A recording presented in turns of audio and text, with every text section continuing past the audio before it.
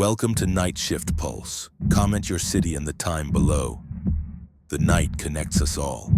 If you enjoy what you hear, please subscribe. Let's step into the dark. Story 1. The charge nurse's unclosed handoff. I'd been working nights in the ICU for 11 years when I first noticed the pattern. Handoff happened every evening at 7 p.m. sharp. Day shift charge nurse to night shift charge nurse, bed by bed, patient by patient. We stood at the central station with our clipboards, going through vitals, medications, family contacts, code status. It was the most structured 15 minutes of the entire shift, a ritual that kept chaos at bay. Linda Graves had been doing days for almost as long as I'd been doing nights. She was meticulous, the kind of nurse who triple-checked pump settings and never left a chart incomplete. When she handed off to me, I trusted every word. Bed 1 through bed 12, she'd go down the list, pausing only to clarify a new order or flag a family concern.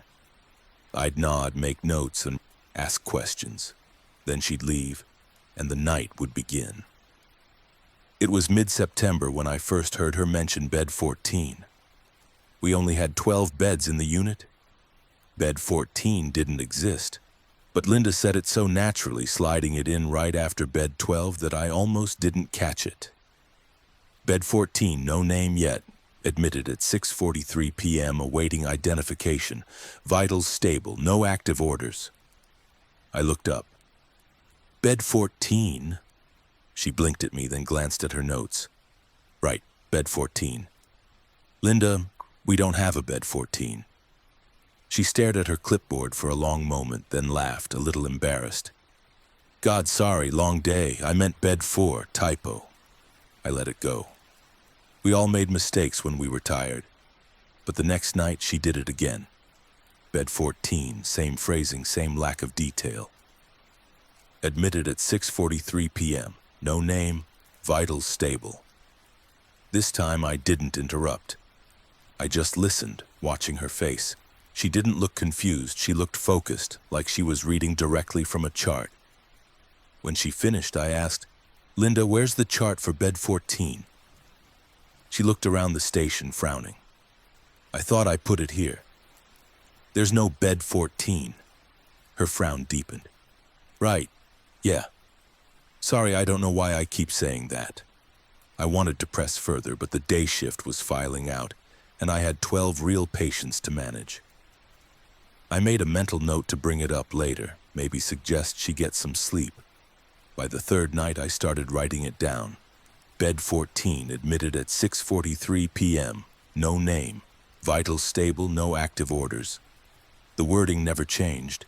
It was always the same script, delivered in the same even tone tucked between bed 12 and the end of handoff. I asked the other night nurses if they'd heard it. They hadn't. Linda only handed off to me. She left before the rest of the day shift finished their reports. So it was just us every evening at 7 p.m. standing alone at the central station.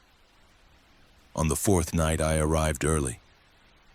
I wanted to see if there was something I'd missed, some administrative quirk or paperwork error that might explain it. I checked the unit layout, the bed assignments, the admission log. 12 beds, no 14th. No patient admitted at 6:43 p.m. on any of the nights in question. Linda arrived for handoff looking more tired than usual. We went through the list. Bed 1, bed 2, all the way to bed 12. Then she said it again. Bed 14, no name yet. Admitted at 6:43 p.m., awaiting identification, vitals stable, no active orders. This time I didn't interrupt, I just nodded and let her finish. When she was done, I asked, Linda, how long have you been handing off bed 14? She looked at me, confused. What do you mean? You've mentioned it every night this week. I have. Yes, every night, same details. She set her clipboard down slowly, staring at it like it might have the answer. I don't remember saying that. Do you remember admitting a patient at 6:43 p.m.? No. We stood there in the fluorescent hum of the station, the monitors beeping steadily in the background. I wanted to tell her it was fine, that she should go home and rest, but something in her expression stopped me. She looked frightened. "I'll check with the day supervisor," she said quietly. "Maybe there's a transfer I'm forgetting." But the next night it happened again, and the night after that. Bed 14, no name, admitted at 6:43 p.m. Linda stopped reacting when I brought it up. She'd just nod, say she'd look into it and leave.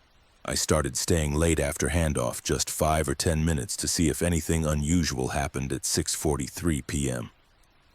Nothing did. The unit stayed the same. 12 beds, 12 patients, all accounted for.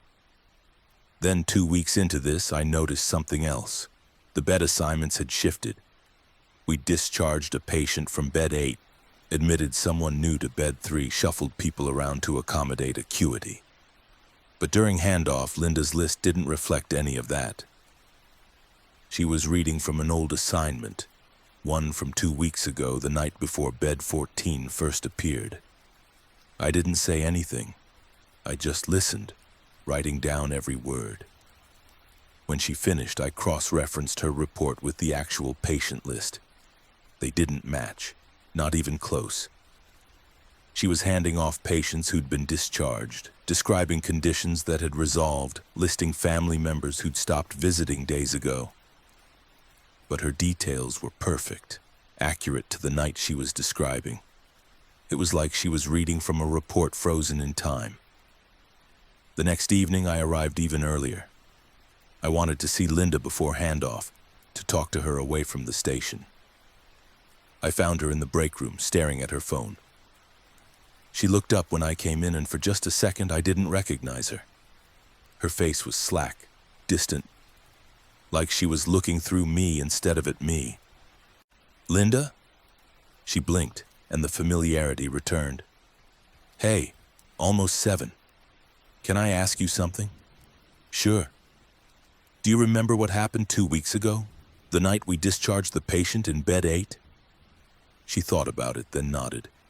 "Yeah. Multi-organ failure. Family withdrew care. Do you remember what you did after that shift?" Her expression went blank again. I went home." "Are you sure?" She didn't answer. Handoff that night was the same. Bed 14, no name, admitted at 6:43 p.m. But this time I asked a different question. "Linda, who handed off bed 14 to you?" She looked at me, confused. "What?" "Someone had to admit the patient. Someone had to give you the report. Who was it?" She opened her mouth, then closed it. Her eyes went distant again, searching for a memory that wasn't there. I don't know. Was it the evening shift? The ER? I don't know. I watched her carefully.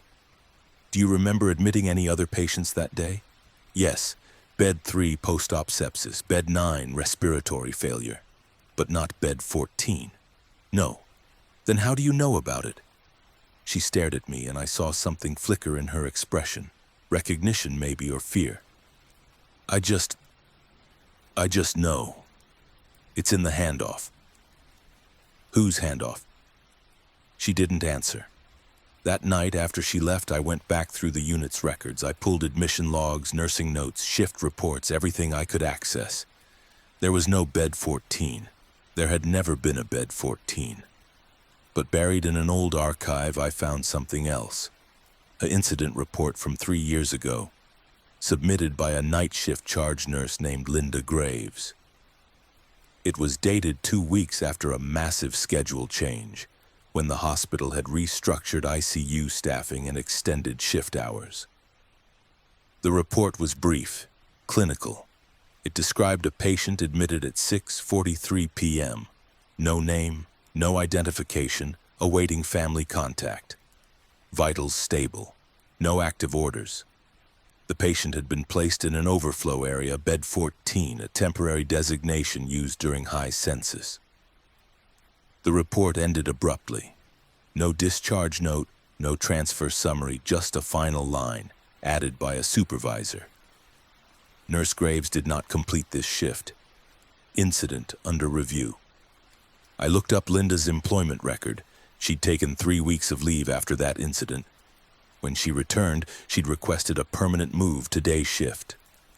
The next evening, I didn't wait for handoff. I found Linda in the parking lot just as she was arriving. She looked surprised to see me. "We need to talk," I said. She hesitated, then nodded. I told her what I'd found, the incident report, the leave, the shift change. She listened without interrupting, her face growing paler with every detail. When I finished, she was quiet for a long time. "I don't remember that," she finally said. "I don't remember any of it." "What do you remember from 3 years ago?" "I remember asking to move to days. I remember feeling like I couldn't do nights anymore, but I don't remember why." "Linda, what happened at 6:43 p.m.? She shook her head slowly. "I don't know. But I think she did. And I think I do too.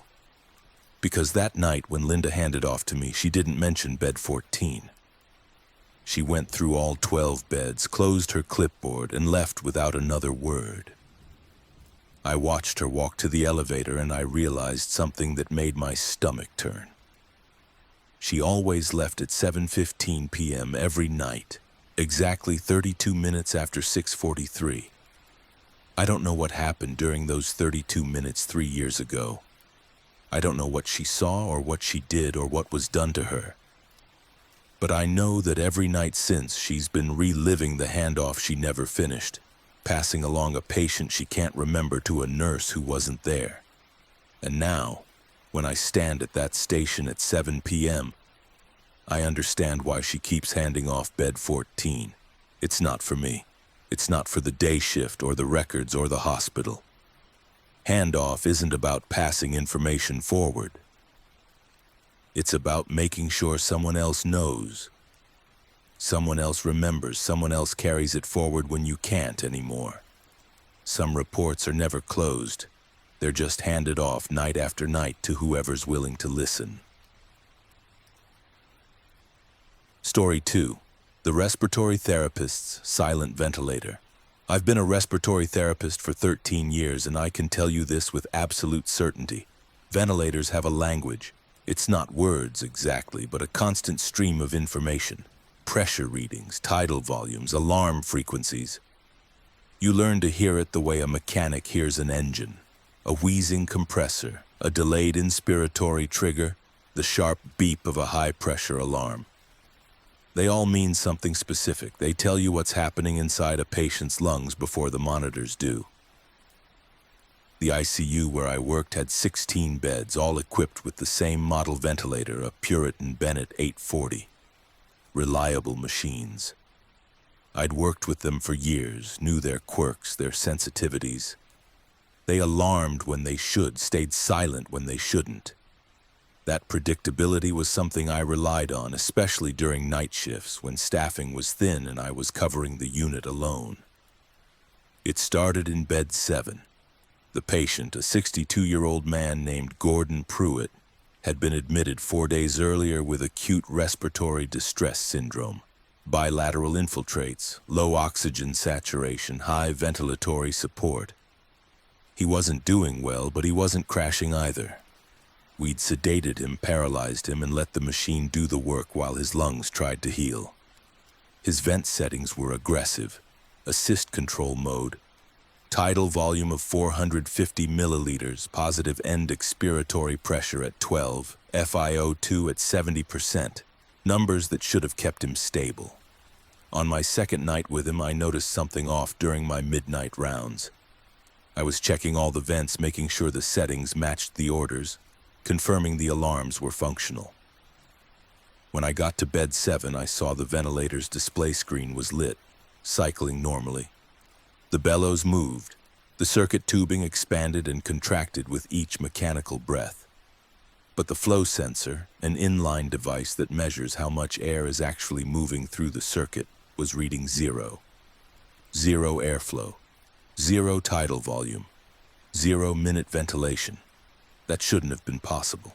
If the machine was cycling, air had to be moving. If air was moving, the sensor had to register it.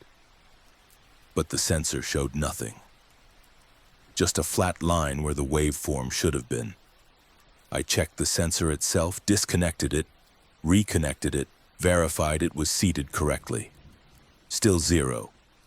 I swapped it out with a new one from the supply room. Same result. Then I checked the patient.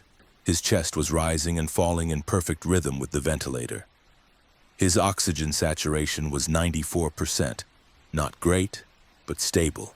His end-tidal CO2 was 38, right where it should be. Clinically, he looked fine, but according to the machine, no air was moving. I paged the resident on call. He came down, looked at the monitors, frowned, and said what I'd been thinking. That doesn't make sense. We ran diagnostics on the ventilator. Internal circuits checked out. The compressor was functional. The exhalation valve was working. There was no leak, no obstruction, no mechanical failure. The machine was operating exactly as designed, except the flow sensor insisted nothing was happening. Maybe the sensor's defective, the resident said. I already replaced it. Then replace it again. I did. Third sensor, same result, zero airflow. The resident stared at the screen for a long moment, then looked at the patient. He's stable, right? Vitals are fine. Then, keep monitoring. If his stats change, call me. He left. I stayed, staring at the ventilator, trying to make sense of it. I'd seen equipment fail before. Alarms that didn't trigger, sensors that gave false readings, machines that shut down mid-cycle. But I'd never seen a ventilator that worked perfectly while simultaneously insisting it was doing nothing. I documented the issue in the chart, flagged it for the day shift respiratory supervisor, and moved on. There were 15 other patients to check. But every time I passed bed 7 that night, I looked at the screen. The flatline waveform never changed. By the third night, I'd convinced myself it was a software glitch. I reported it to the biomedical engineering department, and they sent a technician to inspect the machine. He spent an hour running tests, checking calibrations, reviewing error logs. He found nothing wrong. Machine's fine, he said. Sensor's fine. If the patient's stable, I wouldn't worry about it. But I did worry. Because that night I noticed something else. The patient's chart showed he was improving. His oxygen requirements had decreased from 70% to 50%. His sedation had been lightened. His arterial blood gas results were better than they'd been since admission. All signs of recovery. But when I looked at the ventilator, the flow sensor still read 0, and the settings hadn't changed. He was still on the same aggressive support as before. 450 milliliters, 12 of PEEP, assist control mode, settings you'd use for someone in critical condition, not someone improving. I checked the chart again, thinking I'd misread it. But no, the orders had been updated. The physician had documented clinical improvement, reduced support, better compliance. Yet the ventilator screen showed no evidence of any of it. I paged the resident again.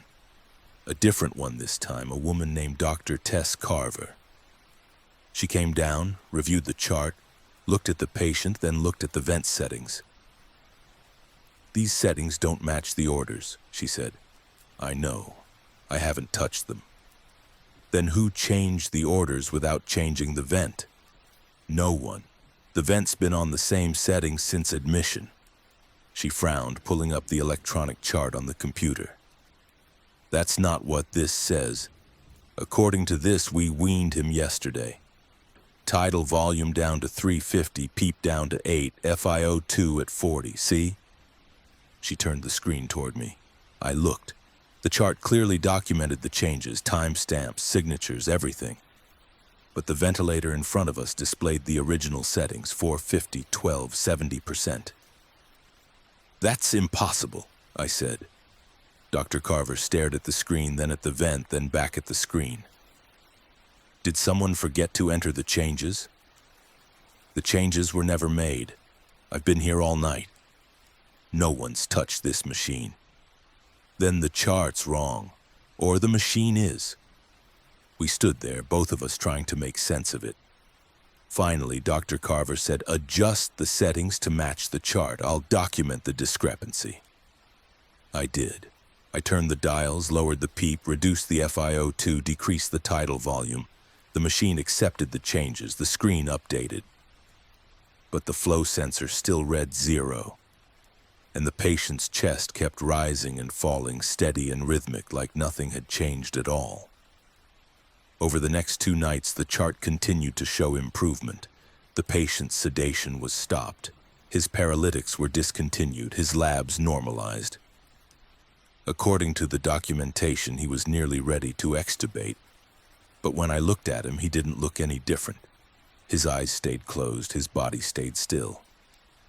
And the ventilator kept cycling, breath after mechanical breath, with the flow sensor locked at 0. On the 6th night, I pulled the archived records. I wanted to see the original admission orders, the initial vent settings, the baseline labs. It took some digging. Our system archived older records in a separate database, but I found them. Except they weren't what I expected. The admission date was listed as 4 months ago, not 4 days. The patient's name was the same, Gordon Pruitt, but the medical record number was different. The diagnosis was the same, ARDS, bilateral infiltrates, mechanical ventilation, but the outcome was already documented. Patient expired after 83 days of mechanical ventilation. Cause of death, multi-organ failure secondary to prolonged critical illness. Time of death, 02:14 a.m. I checked the date. It was 4 months ago, almost to the day. I looked up from the computer, my hands shaking. Bed 7 was 15 feet away, the ventilator still cycling, the patient still intubated. I walked over slowly, my eyes fixed on the monitor. The oxygen saturation was 94%. The heart rate was 72. The blood pressure was 112/68. All normal, all stable. I reached out and touched the patient's wrist, checking for a pulse. I felt it immediately, steady, strong, exactly 72 beats per minute. Warm skin, no mottling, no signs of hypoxia or shock. I pulled my hand back and looked at the ventilator. The flow sensor still read 0. The waveform was still flat. The machine was still breathing, even though it insisted it wasn't. I paged Dr. Carver. She didn't answer. I paged the night supervisor. No response. I checked my phone. No signal. I tried the landline at the nurse's station. Dead. I was alone in the ICU, standing next to a patient who died 4 months ago, watching a machine that was breathing without moving air. I should have left. I should have walked out of that unit and never come back. But instead, I did what I'd been trained to do. I checked the rest of the patients, bed 1 through bed 16. I verified their vents, checked their settings, documented their vitals. Everything was normal, stable, exactly as it should be. When I got back to bed 7, the ventilator screen had changed. The flow sensor was no longer reading 0. It was reading 450 milliliters. Positive end expiratory pressure 12. FiO2 70%. The same settings from admission. The same settings that had never changed, even when the chart said they had. And beneath the numbers in small gray text I'd never noticed before was a single line. Patient status, sustained, not stable, not recovering, sustained. I looked at Gordon Pruitt's face, pale and still beneath the ventilator tubing. His chest rose and fell, mechanical and precise. I thought about the archived record, the documented death, the 4 months that had passed. And I realized the chart hadn't been wrong. Neither had the machine. The ventilator wasn't keeping him alive. It was keeping him sustained. There's a difference. I don't work that unit anymore. I transferred to a different hospital, a smaller ICU with older equipment. But sometimes, late at night, when I'm checking a vent and the flow sensor drops unexpectedly, I think about bed 7. I think about Gordon Pruitt, still intubated, still cycling, still sustained. And I wonder how many other patients are out there, breathing without airflow, living without life, kept in perfect stasis by machines that have learned to sustain what should have already ended. Some alarms don't go off because there's nothing wrong. They stay silent because the machine has decided the patient no longer qualifies as a variable. Story 3. The ICU clerk who processed her own death. I'd been working as an ICU clerk for 8 years when I processed my first duplicate file. It wasn't supposed to happen. The hospital's electronic medical record system had safeguards, algorithms designed to catch matching names, dates of birth, social security numbers. If someone tried to admit a patient already in the system, an alert would trigger, forcing a manual review before proceeding. I'd seen it dozens of times. It worked. It always worked, until it didn't. It was a Tuesday night, quiet for the ICU. We had 9 patients, all stable enough that the nurses weren't scrambling. I was at the clerk station processing discharge paperwork for a patient in bed 3 and verifying insurance pre-authorizations for an expected transfer. Routine work. I liked routine. It meant nobody was dying. At 11:47 p.m., a new admission alert popped up on my screen. Emergency department transfer, bed 11. I opened the file to begin the intake process, entering the patient's demographic information, verifying insurance, generating the wristband, printing the face sheet for the chart. Standard procedure. I'd done it thousands of times. The patient's name loaded first, Claire Adele Moss. I stared at the screen. That was my name, my full legal name, middle name included. It wasn't a common combination. I'd never met another Claire Moss, let alone one with Adele as a middle name. I told myself it was a coincidence, maybe a data entry error from the ED. I kept reading. Date of birth, November 14th, 1987. My birthday? My hands went cold. I scrolled down. Social Security number 420638195. That was mine. My exact Social Security number, insurance provider, Blue Cross Blue Shield. Policy number LM774190032. My insurance. My policy number. I sat frozen, staring at the screen, my heart pounding so hard I could feel it in my throat. This wasn't a coincidence. This wasn't a clerical error. This was my information, my file. But I wasn't a patient. I was sitting at the desk, processing admissions, doing my job. I wasn't sick. I wasn't injured. I wasn't even tired. I refreshed the screen, thinking it was a glitch, some kind of database corruption. But the file reloaded identically.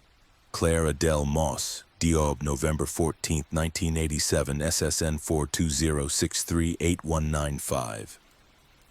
Admitted to ICU bed 11 at 11:39 p.m. I looked across the unit. Bed 11 was occupied. I could see the monitors from where I sat displaying stable vitals, heart rate, blood pressure, oxygen saturation. The privacy curtain was partially drawn, but I could see the shape of a patient lying in the bed, motionless. I stood up slowly, my legs unsteady.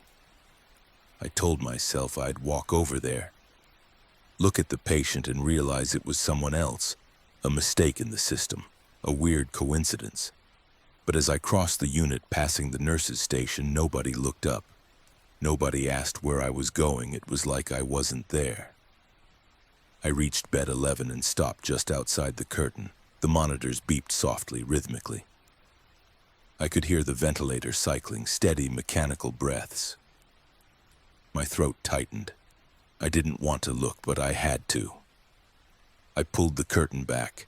The patient was intubated, sedated, lying flat on the bed with IV lines running to multiple pumps. Her face was partially obscured by the ventilator tubing, but I could see enough. Brown hair, same length as mine, same build, same small scar on the left forearm from a childhood bike accident. It was me. I staggered backward, my vision blurring.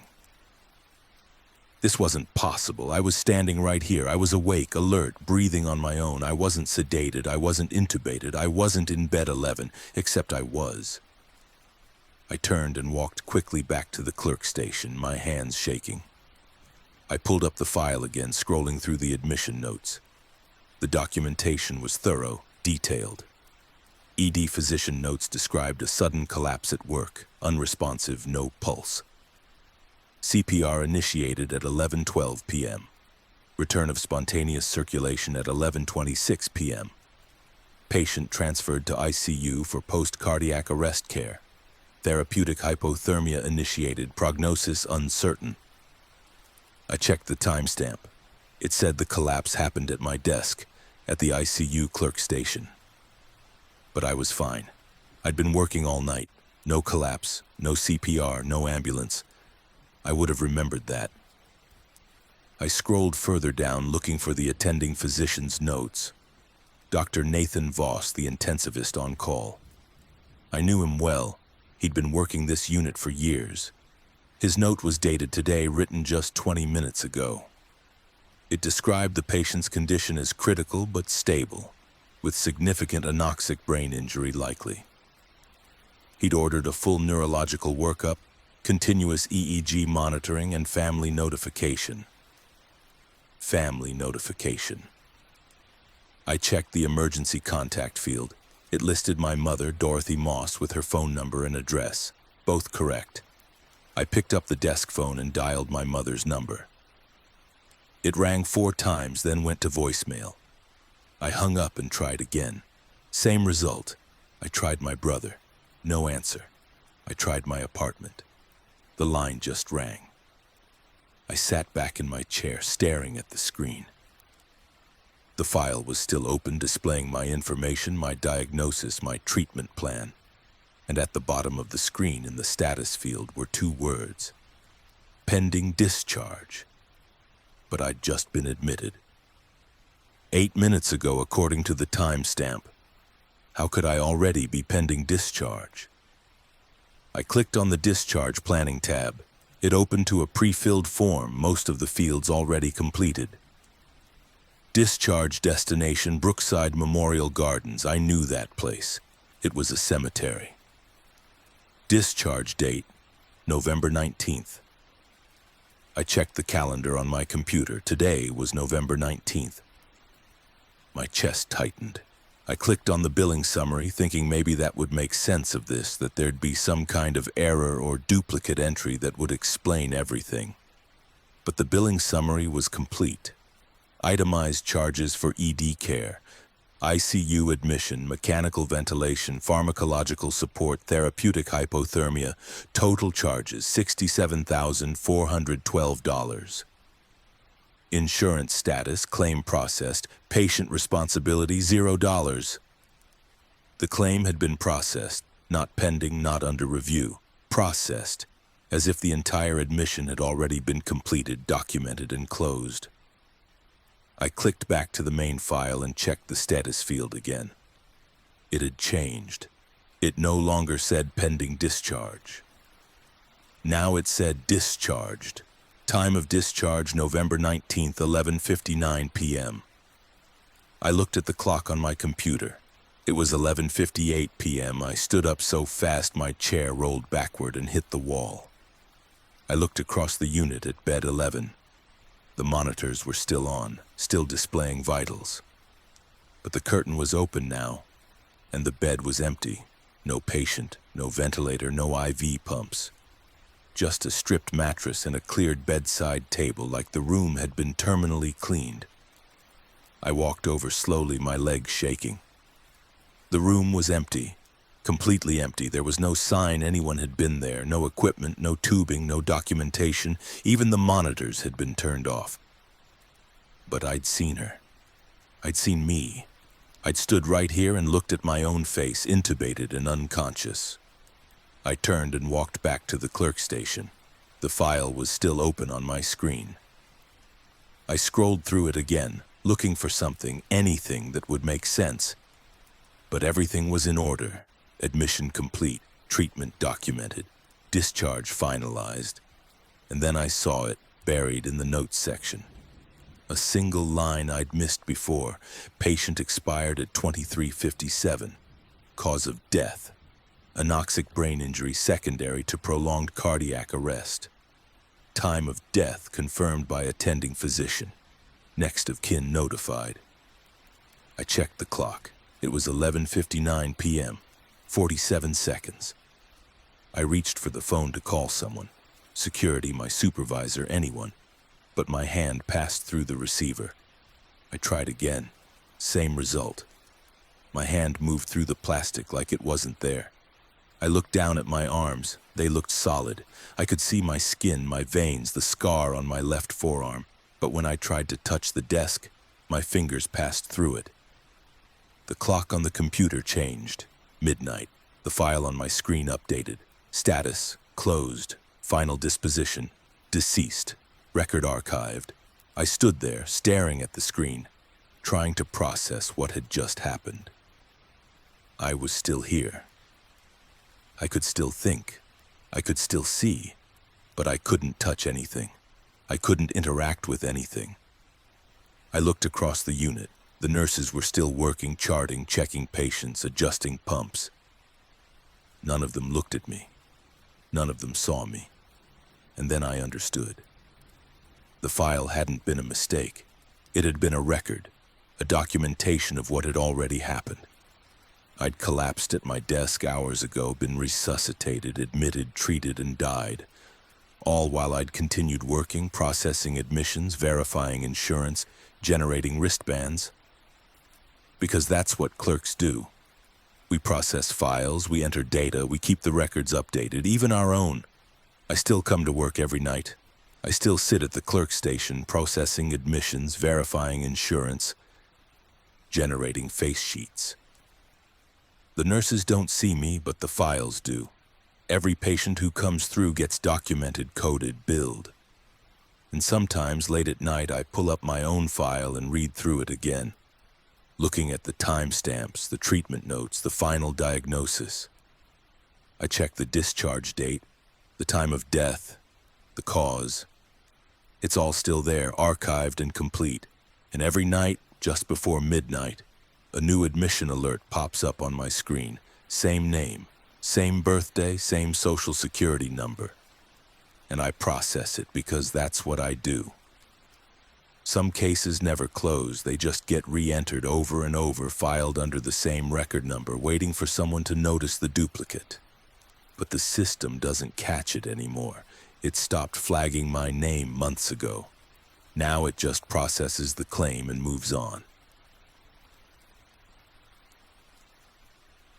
Story 4. The Intensivist's Morbidity Review. Mortality and morbidity reviews were a mandatory part of ICU practice, held every Thursday morning at 7 a.m. The entire critical care team attended: intensivists, residents, fellows, nurses, respiratory therapists, pharmacists. We'd review every death from the previous week, discussing what went right, what went wrong, and what could be improved. The goal wasn't to assign blame, but to learn, to identify patterns, to make the next case better. I'd been an intensivist for 9 years, and I'd presented dozens of M&M cases. Some were straightforward: septic shock, multi-organ failure, refractory hypoxemia. Others were more complicated, involving missed diagnoses or delayed interventions. Every case was difficult in its own way, but they all shared one thing in common. They ended. We reviewed them, documented the findings, and moved on. Until we didn't. The case first appeared in early October. A 56-year-old man named Roger Stillwell, admitted with community-acquired pneumonia that rapidly progressed to septic shock. He'd been relatively healthy before admission. No major comorbidities, no immunosuppression, no obvious risk factors. But the infection moved fast. Within 12 hours, he was intubated on 3 vasopressors and requiring continuous renal replacement therapy. We did everything by protocol: broad-spectrum antibiotics, fluid resuscitation, source control. But he continued to deteriorate. By the 3rd day, he was in multi-organ failure. By the 5th day, the family withdrew care. He died at 3:21 a.m. on a Sunday. I presented the case the following Thursday. I walked through the timeline, the interventions, the decision points. The team asked questions, discussed alternative approaches, debated antibiotic choices. It was a thorough review, and by the end we'd identified a few areas for improvement. Earlier escalation of vasopressor support, consideration of empiric antifungal coverage.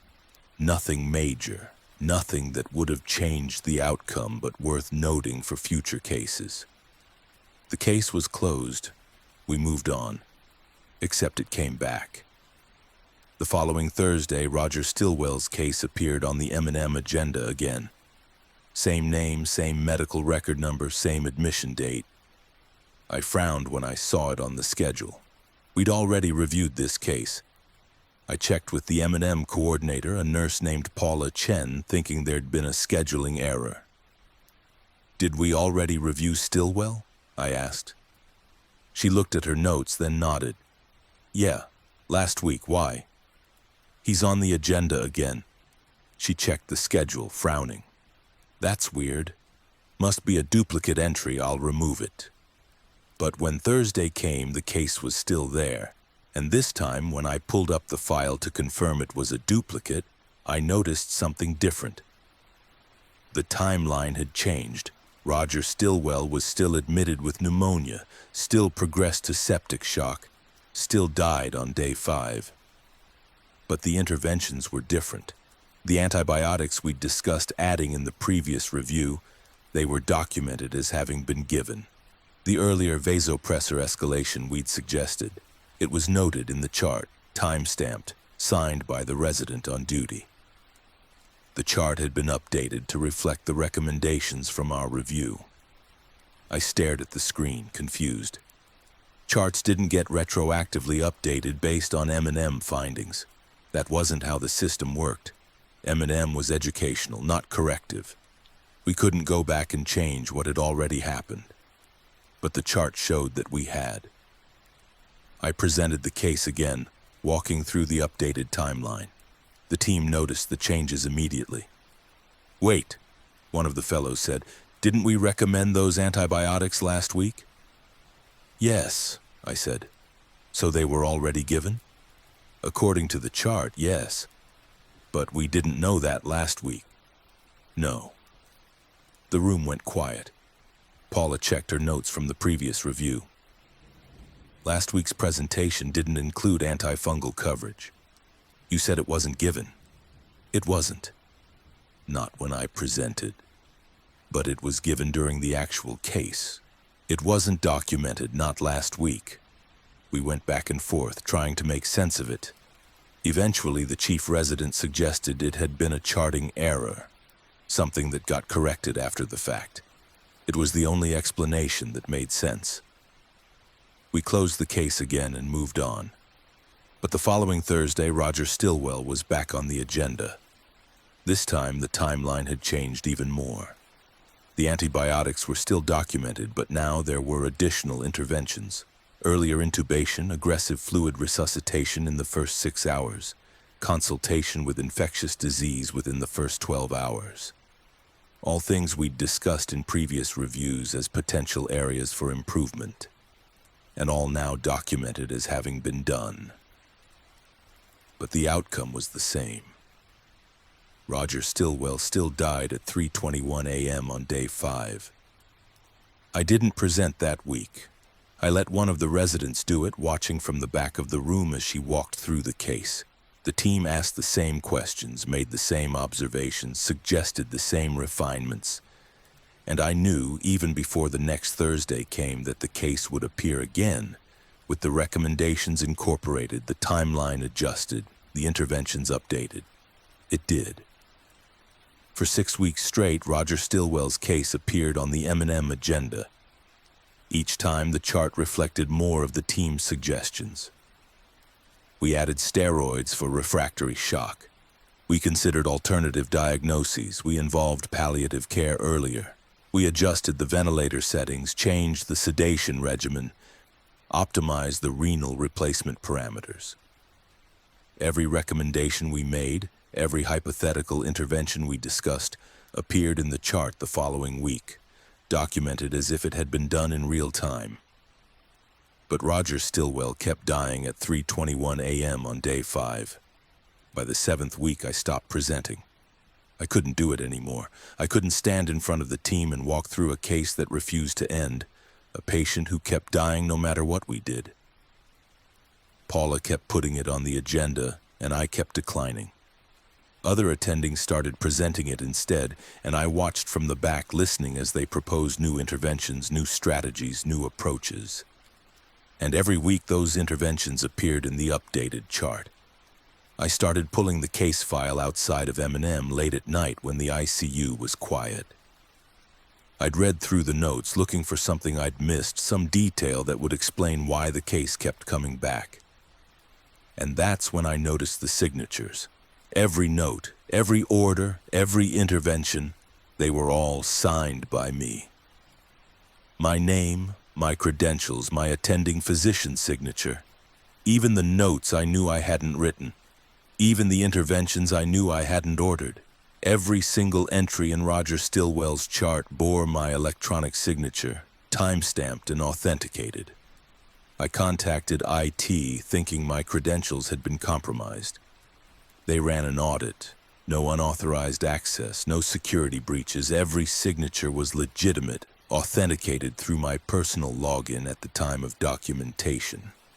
But I didn't write those notes. I didn't order those interventions. I was documenting what the team had suggested in retrospect, not what I'd done in real time. Except the chart insisted I had. On the 9th week, I stopped attending M&M altogether. I told my department chair I needed a break, that I was burned out, that I couldn't keep reviewing the same cases over and over. He didn't understand, but he approved the leave. I stayed away for 3 weeks, covering a different ICU, avoiding the Thursday morning reviews. When I came back, Paula met me in the hallway. "We need to talk," she said. "About what?" "The Stillwell case." My stomach dropped. "It's still on the agenda?" "It never left." She handed me a printed schedule. 12 weeks of M&M agendas, every single one listing Roger Stillwell as a case for review. And beneath each entry was a note. Presenter, Dr. Nathan Voss. "I haven't presented in weeks," I said. "I know, but the notes say you did." She showed me the M&M summary logs, documented records of each review session. Every week my name was listed as the presenter. Every week the summary included my discussion points, my responses to the team's questions, my acknowledgement of the recommendations. Detailed, thorough documentation of presentations I'd never given. "I wasn't even in the room," I said. "I know." "Then who's writing these summaries?" Paula didn't answer. She just looked at me, her face pale. "I think you need to read the latest chart update." I pulled up Roger Stillwell's file that night. The timeline had expanded again. The admission date was the same, but the length of stay had increased. No longer 5 days. Now it was 83 days. 83 days of documented interventions, progress notes, daily assessments. Every single day signed by me. Every single entry reflecting recommendations from reviews I'd attended and reviews I hadn't. The outcome had changed too. Roger Stillwell no longer died at 3:21 a.m. on day 5. Now he died at 3:21 a.m. on day 83. Multi-organ failure, refractory shock, family decision to withdraw care. The final note was dated today. Written by me. Signed by me. But I didn't write it. I scrolled to the very bottom of the chart to the section labeled Attending Physician Final Summary. It was a paragraph I didn't recognize, written in my style, using my phrasing but describing events I had no memory of. Despite maximal interventions and continuous refinement of care, the patient's condition progressively deteriorated. All recommended strategies were implemented without sustained improvement. The case has been reviewed extensively, and no further modifications to the treatment plan are indicated. This outcome was inevitable. And beneath that, in small gray text, was a line I'd never seen in a medical chart before. Reviewer accountability transferred. Primary responsibility, Dr. Nathan Voss. I stared at the screen, my hands shaking. I didn't understand what it meant. Reviewer accountability? Transferred from whom? To me? The next Thursday, I went back to M&M. Roger Stillwell's case was on the agenda. I didn't present. I just sat in the back and listened as another attending walked through the timeline. 83 days, every intervention documented, every recommendation implemented. The team discussed it, debated it, suggested additional refinements. And I realized what was happening. The case wasn't being reviewed because we'd failed. It was being reviewed because we kept trying to fix it. Every suggestion we made, every alternative we considered, every hypothetical intervention we discussed, it wasn't theoretical. It was being applied. Retroactively, iteratively. The chart was updating in real time, incorporating our feedback, testing our recommendations, measuring the outcomes. And when the outcome didn't change, the case came back for another review. Because M&M isn't just about learning from failure, it's about accountability, it's about determining who was responsible, what decisions were made, what could have been done differently. And once you start reviewing a case, once you start suggesting alternatives, once you sign your name to the analysis, you become part of the case. You become responsible for the outcome. Roger Stillwell's case is still on the M&M agenda. I checked last week. The timeline is up to 217 days now. The interventions list spans 43 pages. And my name is on every single one. Signed and authenticated, documenting a case I can't close and a patient I can't save. I still attend M&M every Thursday. I still sit in the back. I still listen as the team reviews Roger Stillwell's case, suggesting refinements, debating strategies, proposing alternatives. And I know that next week those suggestions will appear in the chart, documented under my signature, tested against an outcome that never changes. Because some cases don't end when the patient dies. They end when the reviewer stops trying to change the result. And I haven't stopped yet. I don't think I can. Story 5. The ICU cleaner and the rooms that reset. I started working as an environmental services technician in the ICU 7 years ago. People heard hospital cleaner and assumed it was simple work, but it wasn't. There were protocols, checklists, infection control standards. Every surface had to be disinfected in a specific order using specific chemicals. Bloodborne pathogen cleanup required full PPE and disposal procedures. Terminal cleaning, what we did after a patient died or transferred, took 45 minutes per room if done correctly. I took pride in doing it correctly. The ICU had 14 rooms arranged in a horseshoe around a central nurses' station. Rooms 1 through 14, each equipped identically: hospital bed, ventilator, IV pumps, monitors, crash cart, supply cabinet. My shift started at 10 p.m. after the evening cleaning crew left. I'd spend the night restocking supplies, emptying biohazard bins, mopping floors, and doing terminal cleans when rooms became available. The work was methodical, predictable. I liked that. The first time I noticed something wrong was in room 9. A patient had died there earlier that evening. Elderly man, end-stage heart failure, family at bedside. I'd seen the code cart wheeled away, watched the family leave, saw the nurses remove the body. Standard procedure. By the time I got the terminal clean order at 11:45 p.m., the room should have been empty, waiting for me. But when I walked in, it was already clean. The bed was stripped, the linens gone. The floor was mopped, still slightly damp. The monitors were wiped down, the IV poles disinfected. Even the biohazard bin had been emptied and relined. Every single item on my checklist had been completed. I stood in the doorway, confused. I hadn't cleaned this room. The evening crew didn't do terminal cleans. That was strictly night shift responsibility, and the nurses didn't do environmental work. Someone had cleaned room 9, but I had no idea who. I checked with the charge nurse, a woman named Diane Marsh. Did someone already clean room 9?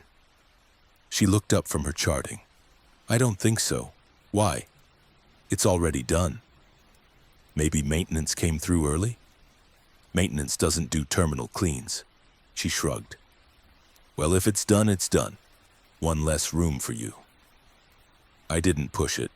Maybe the evening crew had stayed late. Maybe there was a new protocol I hadn't been told about. I marked room 9 as complete on my checklist and moved on. 2 nights later, it happened again. Room 11 this time.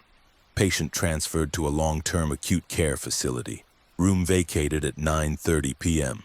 I got the terminal clean order at midnight. When I arrived, the room was spotless, bed stripped, floor mopped, surfaces disinfected, biohazard bin emptied. Exactly the same as room 9. I checked with Diane again. Did you see anyone clean room 11? No. Why? It's already done. Again. She frowned.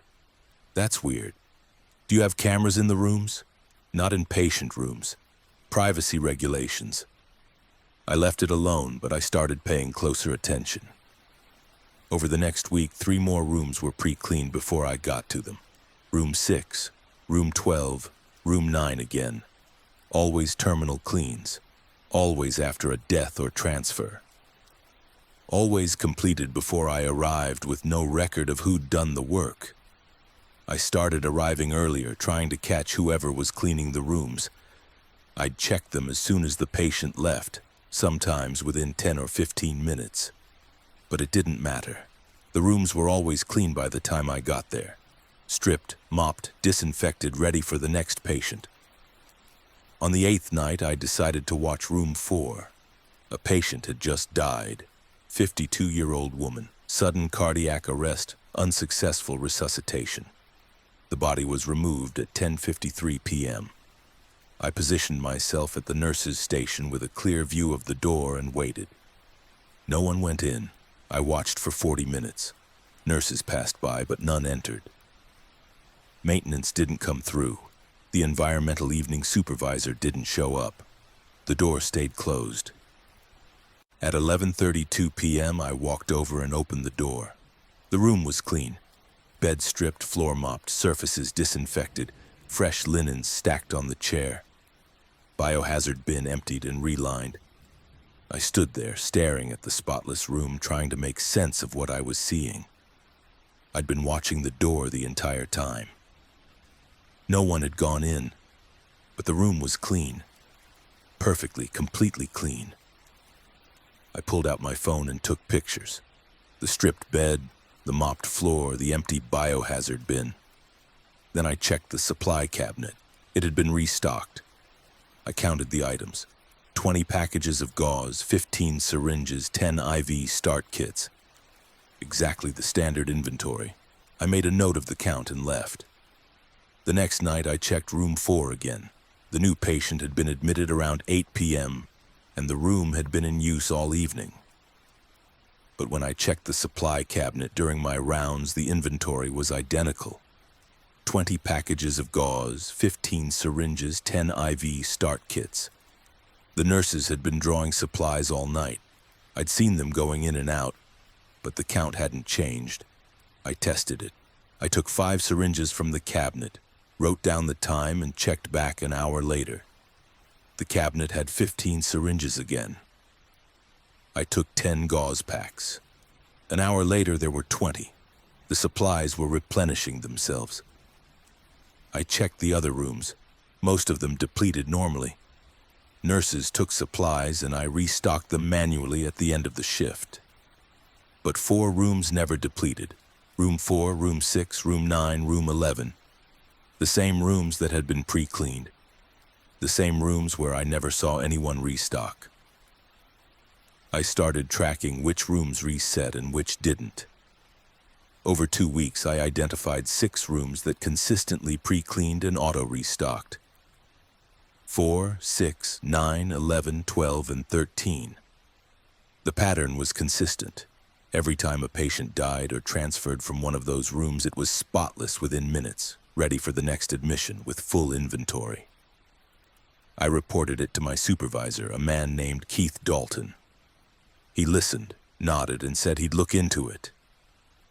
A week later, he told me he'd reviewed the room logs and found nothing unusual. "Did you check the supply usage?" I asked. "Yes, everything's normal." "What about the cleaning schedules?" "Also normal." "Keith, those rooms are being cleaned and restocked without anyone documenting it." He gave me a tired look. "Maybe you're just efficient and forgetting you did it." "I'm not forgetting. I'm watching the doors. No one's going in." "Then I don't know what to tell you." I dropped it, but I didn't stop investigating.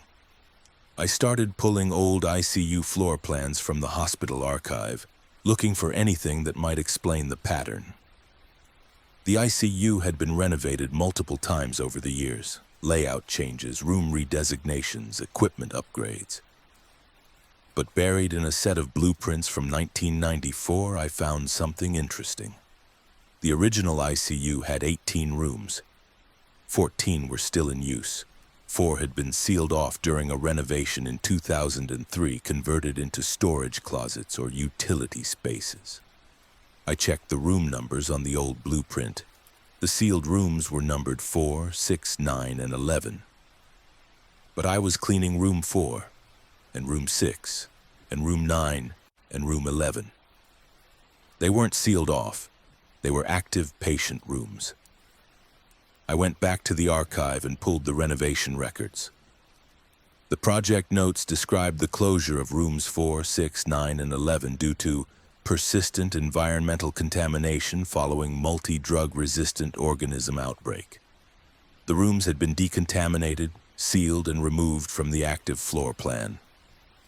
New rooms were built to replace them, renumbered to maintain the original sequence, except the new rooms had the same numbers. 4, 6, 9, 11. The hospital had kept the original numbering system, just shifted the rooms to new locations. I compared the old blueprints to the current floor plan.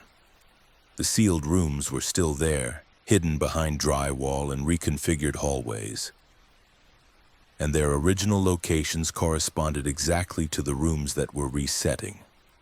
I was cleaning rooms that didn't exist anymore, or I was cleaning rooms that existed in 2 places at once. That night, I went to the area where old room 4 should have been. According to the blueprint, it was behind a utility closet on the west side of the unit. I opened the closet door and looked inside. Cleaning supplies, mop buckets, shelving. But the back wall didn't match the blueprint. It should have extended another 12 feet. I knocked on the wall. It sounded hollow. I found a maintenance key and opened a locked access panel I'd never noticed before. Behind it was a narrow corridor, unlit and dusty. I turned on my flashlight and stepped inside. The corridor led to a door. The number on the door was 4. I opened it slowly. Inside was a patient room identical to the current room 4. Same layout, same equipment, same setup. But it was empty. The bed was stripped, the floor was spotless, the monitors were turned off, and the supply cabinet was fully stocked. I walked through the rest of the corridor.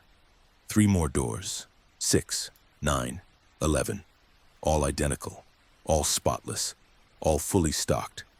These were the original rooms sealed off 22 years ago, and they were still being maintained, still being cleaned, still being restocked, automatically, continuously, without anyone documenting it. I checked the biohazard bins. They were empty and lined with fresh bags. I checked the linens. They were folded and stacked. I checked the supply cabinets, full inventory, perfectly organized. I walked back to room 4 and stood in the doorway, staring at the empty bed. And then I realized something that made my hands go cold. The rooms weren't resetting because of some automated system. They were resetting because they'd never stopped being used. The patients who died in these rooms 22 years ago during the outbreak had never been discharged. The hospital had sealed the rooms, renumbered the unit, and built new spaces to replace them. But the old rooms had continued operating, cycling through admissions and discharges, cleaning and restocking, even though no one documented it, even though no one remembered they were there. I left the corridor and locked the access panel. I didn't tell Keith, I didn't tell Diane, I didn't tell anyone, because I realized that if I reported it, if I documented it, if I made it official, the hospital would have to acknowledge the rooms existed. And if they did that, they'd have to explain why they'd been sealed off in the first place, why the outbreak was never fully resolved, why the patients were never fully discharged. I still work nights in the ICU. I still clean rooms 4, 6, 9, and 11 when they become available. And I still watch as they reset themselves, ready for the next patient, even though I know the rooms I'm cleaning aren't the ones the nurses are using. Some spaces don't close when you seal them. They just keep operating in parallel, serving patients who were never officially admitted, cleaned by staff who were never officially assigned. And every night I restock the supplies, mop the floors, and document the work in a log that no one will ever read. Because that's what the job requires, even for rooms that aren't supposed to exist anymore. Story 6. The night resident assigned to bed 0. I started my critical care fellowship in July, rotating through the same ICU where I'd done my residency. I knew the unit well. 14 beds, tight staffing, high acuity. Night shifts were the worst, staffed with 1 attending at home on call, 1 fellow, and 2 residents. I was the senior resident, which meant I carried the pager, fielded consults, and ran codes when they happened. It was exhausting, but it was the job. The ICU didn't have a bed 0. That's not how hospitals number beds. Most units start at 1 and go sequentially, bed 1 through bed 14, no gaps, no irregularities. Bed 0 didn't make sense. It wasn't a designation I'd ever seen in any hospital, and it certainly wasn't on our floor plan. But every night, when I got sign out from the day resident, bed 0 was on the list. The first time I heard it, I assumed I'd misheard. The day resident, a guy named Eric Brenner, was going through the patients quickly, rattling off room numbers, diagnoses, and overnight plans.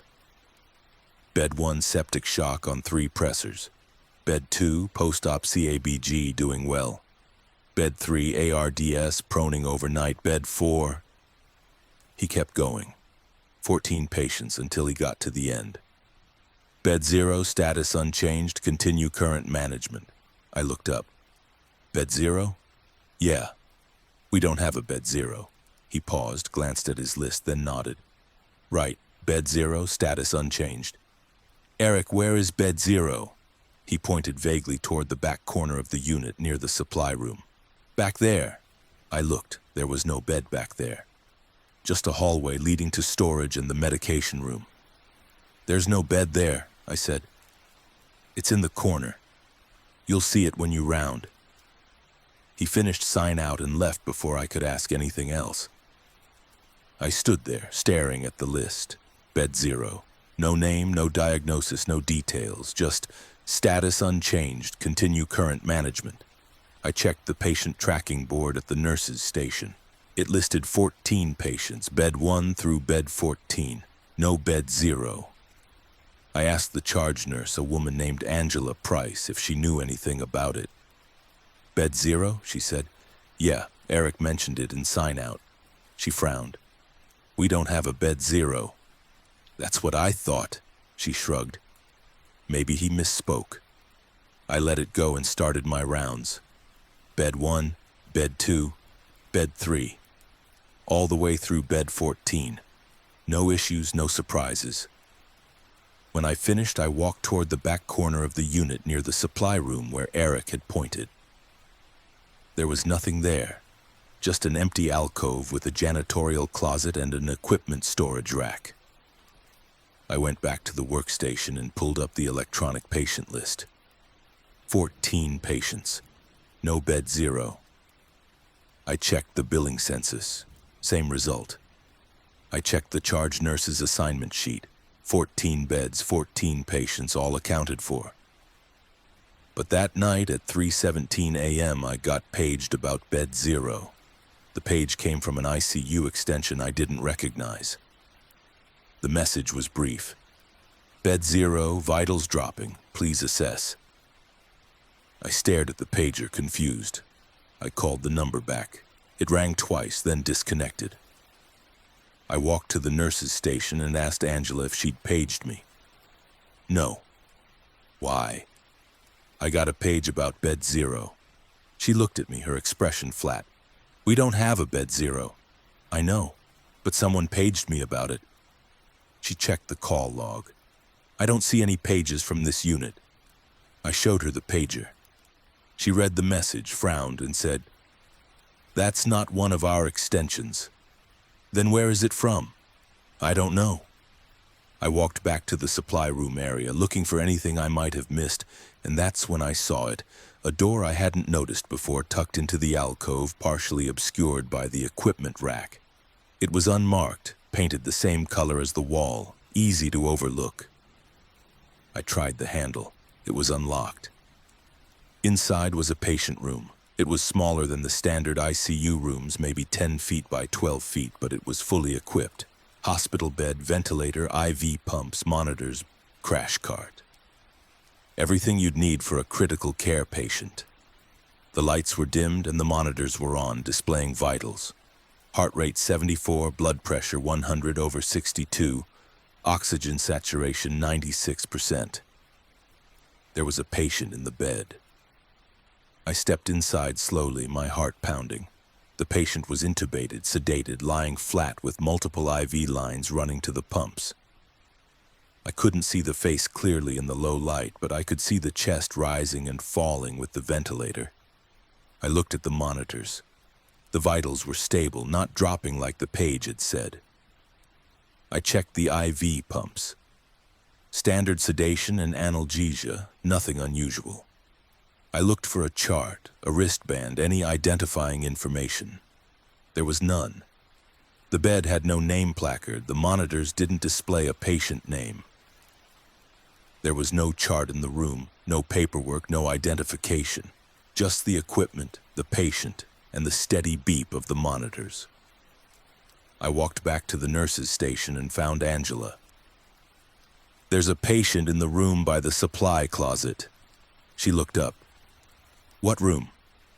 "The one behind the equipment rack. Bed 0. "There's no room back there." "Yes, there is. I just saw it. There's a patient inside." She stared at me for a long moment, then stood up and walked with me to the alcove. I pointed at the door. "Right there." She looked where I was pointing. I don't see a door." "It's right there." "There's no door." I reached out and touched the handle. "I'm touching it right now." She stepped closer, staring at the wall. Then she reached out slowly, her hand passing through the space where the door should be, touching only drywall. I pulled my hand back. The handle was still there. I could see it, feel it. But Angela's hand was touching a solid wall. "You can't see this?" I asked. "See what?" I opened the door. The patient room was still there, monitors beeping, ventilator cycling. Angela looked into the empty alcove and saw nothing. "There's nothing there," she said. "There's a whole room. I don't see it." I stepped inside. The room was exactly as I'd left it. I turned back to Angela. She was staring at the empty space, her expression unreadable. "Can you hear the monitors?" I asked. "No." I walked over to the patient and checked the wristband. There wasn't one. I checked the chart holder on the wall. Empty. I looked at the IV bags, trying to identify the medications. Standard sedation, propofol, fentanyl, midazolam. But there were no labels, no dosages, no pharmacy tags. I walked back out and closed the door. Angela was still standing there. "Did you see me go inside?" I asked. "You just stood there for a few seconds." "I was in the room. You were standing in the alcove." I didn't argue.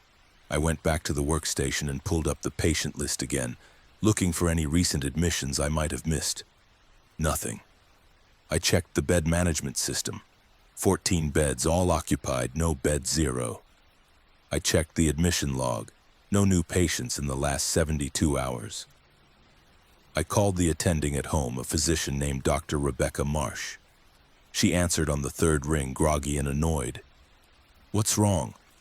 "I have a question about bed zero." She was quiet for a moment. "What about it?" "Do you know who the patient is?" "Continue current management. Don't make changes without calling me first." "Dr. Marsh, I don't have any orders for this patient. I don't even have a name." "The orders are standing. Just monitor overnight." "What's the diagnosis?" She didn't answer for a long moment. When she finally spoke, her voice was different, flat, rehearsed. "Status post prolonged resuscitation. Neurologically unclear. Family hasn't decided on code status yet. We're waiting." "Waiting for what?" "For them to decide." "How long has the patient been here?" "I don't remember. Just keep monitoring." She hung up. I went back to the room that night 3 more times. Each time the patient was the same. Intubated, sedated, stable vitals, no identification. I checked the ventilator settings, the IV rates, the sedation depth. Everything was standard, appropriate, unremarkable. But there was no chart, no orders, no documented plan. The next night I got sign out from Eric again. He went through the list, bed 1 through bed 14, then added, bed 0, status unchanged, continue current management. "Eric, who admitted the patient in bed 0? "I don't know." "Who's the attending?" "Dr. Marsh." "What's the diagnosis?" "Status post prolonged resuscitation." "How long has the patient been here?" He looked at me, his expression blank. "I don't know." "How long have you been getting sign out on bed 0? "Since I started." "When did you start?" 4 weeks ago." I pulled the old resident sign out logs going back months. Every single night, every single resident included bed 0 in their handoff. Status unchanged. Continue current management. No name, no diagnosis, no details. Just a standing order to monitor and not make changes. I checked the staffing records. Bed 0 had been assigned to the night resident, always the night resident, never the fellow, never the day team, for as long as the logs went back. 7 months of documentation, every night, every shift. I went to Dr. Marsh during the day and asked her directly, "How long has the patient in bed 0 been here?" She looked up from her computer, her expression unreadable. "I don't remember." "Who's the family?" "They haven't been in recently." "What's the patient's name?" She didn't answer. "Dr. Marsh, I need to know who I'm taking care of." She closed her computer and looked at me carefully. "The patient in bed 0 is a standing assignment. You monitor vitals, you maintain current support, and you don't make changes. That's the job. But who is it? It doesn't matter. It matters to me. It shouldn't." I left her office and went back to the unit. I stood outside the door to bed 0, staring at the handle only I could see. And I realized what Dr. Marsh meant. Bed 0 wasn't a patient, it was a role, an assignment that had been handed down night after night, resident after resident, for months or maybe years. A case that never resolved, never progressed, never changed. Just a standing order to monitor, to maintain, to continue. I still get sign out on bed 0 every night. I still check the vitals, review the vent settings, monitor the sedation, And every morning I hand it off to the day team who doesn't acknowledge it, doesn't see it, doesn't document it. Because Bed Zero isn't part of the official census, it's not in the system. It's not on the board, but it's always there in the back corner behind a door only the night resident can see. And every night I stand outside that door and wonder what happens if I stop monitoring. What happens if I don't hand it off? What happens if I try to extubate or withdraw support or transfer the patient somewhere else? But I don't. Because the orders are standing, and some patients aren't meant to recover, they're just meant to be monitored indefinitely by whoever's assigned the night shift. Bed Zero doesn't discharge, it just continues unchanged, waiting for the next resident to take over.